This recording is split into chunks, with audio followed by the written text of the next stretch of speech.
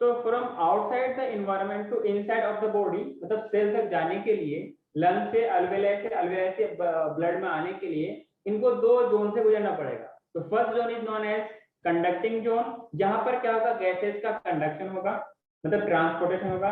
Then finally अब blood में आने के लिए कहीं ना कहीं उसको डिफ्यूज करना पड़ेगा, यस और नो। तो जहां पर वो डिफ्यूज होगा, जहां पर वो उस ऑर्गन से ब्लड में आएगा, उस जोन को हम लोग क्या बोलते हैं, एक्सचेंज जोन बोलते हैं। क्या बोलते हैं उसको, एक्सचेंज जोन बोलते हैं। एक्चुअल गैस की एक्सचेंज यहीं पर होती है। बाकी वो क्या है, एक तरीके से ट्रैक है जहां पर वो इससे ट्रेवल करता हुआ आगे बढ़ता है। क्लियर है क्या? अरे बोलो ना। Yes sir. हाँ, तो मैं नेक्स्ट स्लाइड में, इतना हमने लिखा, मैं नेक्स्ट स्लाइड में जा रहा हूँ, थोड़ा सा आपको अच्छे से बनाना है, ठीक है ना। So during exchange of gases, during transportation of gases, we have two zones. First one is conducting zone. Repeat with me. First one is Conducting. one is Exchange. in conducting zone. What will happen?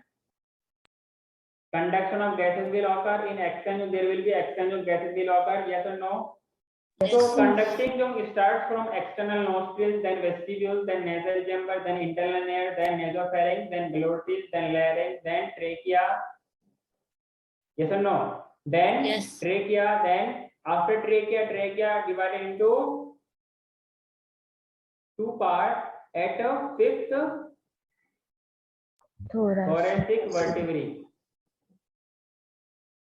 Fifth thoracic vertebrae. Clear? Then divided into two parts, primary bronchi, then the primary bronchi further divided into further branches, secondary bronchi, then tertiary bronchi, या इनको हम लोग segmental bronchi बोलते हैं। Bronchi plural है, bronchus singular है, आगे ना। Then finally total pulmonary bronchiole, then finally terminal bronchiole. इन्हीं टर्मिनल ब्रोंक्यूल कहां से लेकर एक्सटर्नल लेयर्स, एक्सटर्नल नोस्ट्रिल से लेकर के कहां तक, टर्मिनल ब्रोंक्यूल, इसी को बोलते हैं कंडक्टिंग जोन। क्लियर है? And from trachea to terminal bronchiole, it has incomplete C-shaped hyaline cartilage. Yes. And from primary bronchi to terminal bronchiole, we have BT. इसको हम लोग क्या बोलते हैं, bronchial tree बोलते हैं। क्लियर है? After terminal bronchiole, we have next part, that is the respiratory bronchiole, then alveolar tract, then atria, then alveolar tract, then finally alveoli। इनको कंबाइनली हम लोग क्या बोलते हैं, रिस्पिरेटरी ट्री बोलते हैं। यस और नो? और इसी को हम लोग क्या बोलते हैं, एक्सचेंज और रिस्पिरेटरी जोन बोलते हैं, जो कि सिंपल स्क्वामस एपिथेलियम से बना हुआ होता है। यहां तक किसी को कोई दिक्कत है? राइट डाउन, मतलब इस तरह डाल के पॉइंट लिखिए कि in conducting zone and exchange zone, in exchange zone, in a exchange zone, it is the actual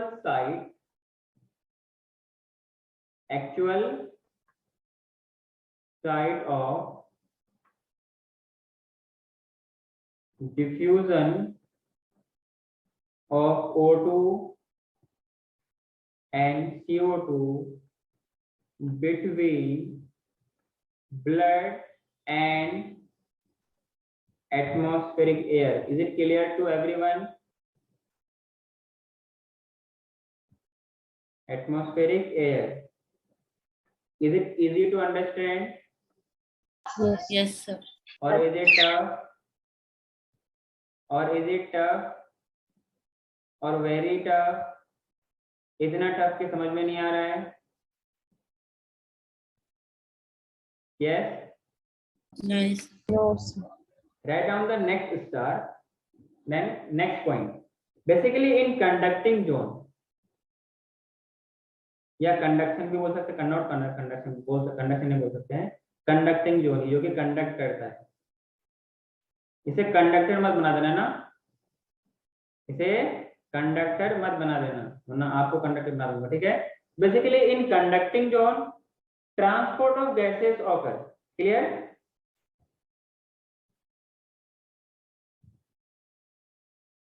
transport the atmospheric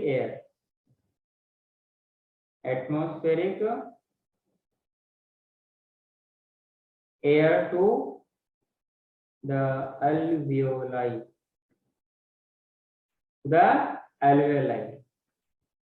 and it clears it, उसको साफ भी करता है फ्रॉम जो भी फॉरेन पार्टिकल उसमें होगा, फॉरेन पार्टिकल। एंड ऑल्सो अगर टेम्परेचर कम है तो उसको ह्यूमिडिफाई मतलब ह्यूमिडिटी देगा, हाई टेम्परेचर है तो उसको लो करेगा, लो है तो उसको हाई करेगा, साथ ही साथ में उसमें ह्यूमिडिटी प्रोवाइड करेगा, हाँ कि ना। ह्यूमिडिफाई, तभी तो जब आप एक्सहेल करते हो तो तभी एहसास करना गरम गरम हवा निकलती है, गलती है, अरे हाँ कि ना। हाँ सर। ये सब तो किताब में नहीं लिखा हुआ, ये खुद से आप समझ सकते हैं, हाँ कि ना। It humidifies and also bring the temperature, किसका, आपके बॉडी का या एयर का, एयर। ब्रिंग्स द एयर का टेम्परेचर, इसका मतलब क्या है, एयर का टेम्परेचर बॉडी के टेम्परेचर में, हाँ कि ना, टू द बॉडी टेम्परेचर।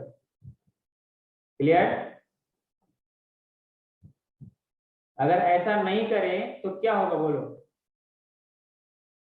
जो आपका कंडक्टिंग जोन है वो डिस्ट्रॉय हो सकता है, वो नुकसान पहुंच सकता है। क्लियर है, अरे बोलो। हाँ सर। Yes, sir. कोई Yes. दिक्कत, Right, sir. आगे बढ़ो। Moving to Yes, sir. Next. हाँ, नेक्स्ट टॉपिक लिखिए लंग्स। ये था आपके पास रेस्पिरेटरी ट्रैक्ट, ये था आपके पास respiratory tract. Now we are dealing with lungs. Clear.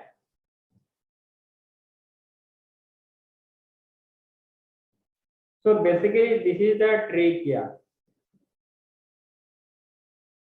Yes, and this is here,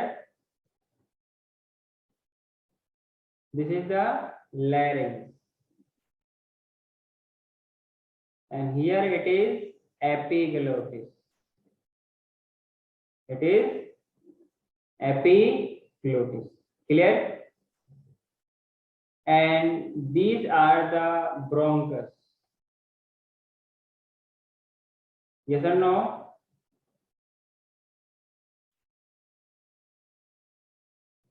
This is diaphragm.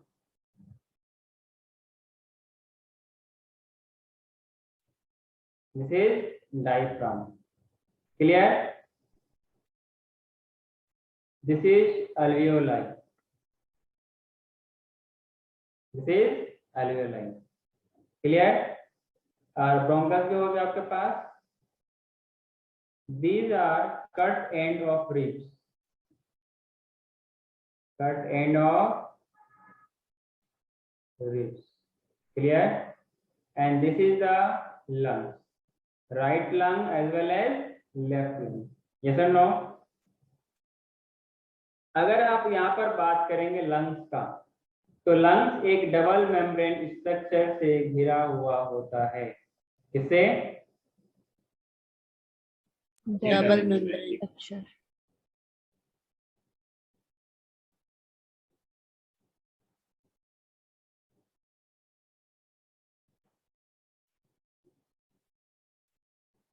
और लंग्स के लिए हम लोग वर्ड यूज करते हैं pleura. Yes. Yes, sir.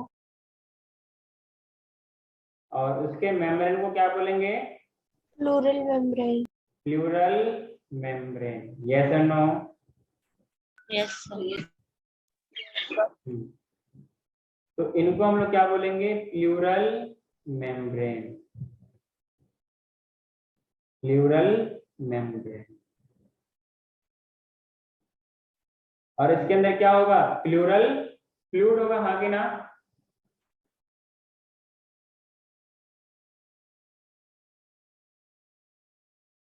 Pleural fluid उसके अंदर प्रेजेंट होता है, ताकि फ्रिक्शन को कम कर सके, जो जर्क वगैरह है उसको मिलेगा उसको कम कर सके।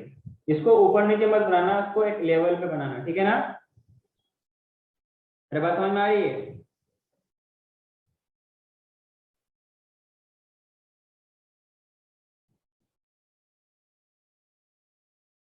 और डायग्राम का नाम क्या लिखिएगा?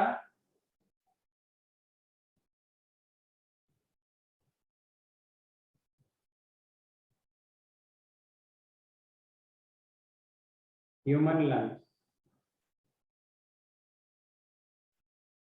किसी और का तो नहीं लग रहा है ना?